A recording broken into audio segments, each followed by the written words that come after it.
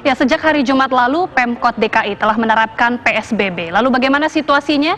Kita bergabung dengan rekan Eko Hadi yang berada di Stasiun Bogor dan juga ada Yasin Idris yang berada di kawasan Berikat Nusantara, Cakung, Jakarta Timur.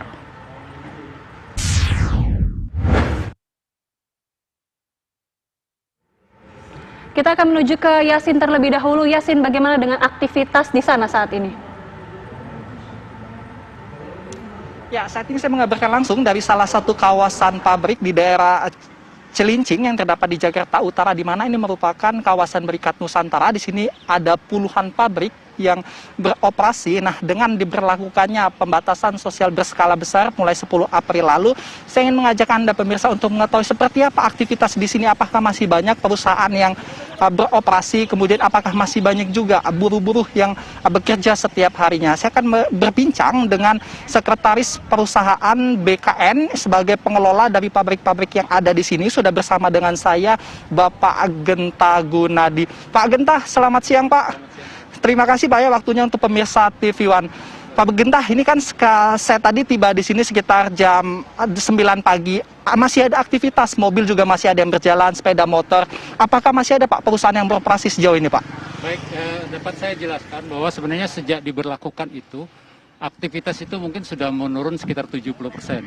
Ya, 70% disebabkan kita ini kan perusahaan manufacture ya, yang mengandalkan padat karya dengan jumlah buruh yang sangat banyak. Nah, dengan diberlakukannya itu otomatis juga kita menyesuaikan dengan keadaan itu. Hanya pabrik-pabrik tertentu yang masih beroperasi, itu pun dengan izin dari Departemen Perindustrian, Departemen Perindustrian, dan itu pun rata-rata memproduksi alat-alat yang terkait dengan corona, seperti APD, ya, jaket, itu mungkin dikerahkan ke arah sana. Nah, dari 60.000 buruh yang biasanya masuk ke kawasan tiap hari itu, sekarang sudah sangat jauh berkurang.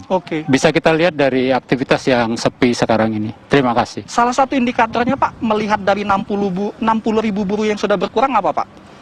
Kalau biasanya aksesnya dari satu pintu, buruh-buruh itu yang nggak boleh kendaraan lewat, hanya boleh ada orang yang lewat, itu dibatasi aksesnya, dan itu kelihatan sekali sepi.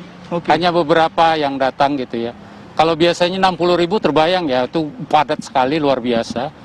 Dan itu juga di sisi lain, ke produksi pun memang sudah berdampak ya, corona itu. Terima kasih. Sejauh ini Pak, dari 60.000 yang berkurang, apakah di PHK atau seperti apa status mereka Pak? Ada sebagian yang di PHK, ada sebagian yang memang masih tetap beroperasi, tapi diatur jadwalnya itu oleh beberapa kebijakan pabrik. Dan yang jelas, kegiatan yang biasanya kalau di sepanjang jalan ini para buruh itu makan di pinggir jalan, itu kadang-kadang mereka istirahat keluar, ini bisa dilihat sepi sekali, nggak ada kegiatan. Karena kita juga patroli dari kawasan itu, memberlakukan kebijakan patroli untuk mereka, kemudian dikontrol. Kalau ada yang berkumpul lebih dari 10, biasanya kita langsung bubarkan. Itu ada patroli rutin yang untuk mengatasi hal itu, untuk mendukung kebijakan PSBB ini. Terima kasih. Itu beberapa upaya yang dilakukan ya oleh pengelola Pak ya. Betul. Kemudian Pak, kita kembali ke perusahaan yang masih beroperasi. Untuk prosedurnya mereka apakah izin ke pengelola yaitu kawasan Berikat Nusantara, apa langsung pada kementerian terkait? Dengan diberikannya izin itu tentu ada beberapa pedoman yang harus mereka patuhi. Antara lain itu pemakaian masker, kemudian di produksi itu juga mereka harus menjaga jarak tetap. Kemudian di setiap pabrik itu kita sediakan, mereka menyediakan alat-alat untuk kebersihan gitu, kebersihan untuk cuci tangan. Dan kita juga sudah membagikan prosedur penanganan kesehatannya. Kalaupun terjadi dampak COVID itu terhadap karyawan, itu juga sudah kita antisipasi dengan aturan-aturan yang kita buat. Kebetulan kita punya rumah sakit yang jadi tempat pertama andai terjadi hal seperti itu.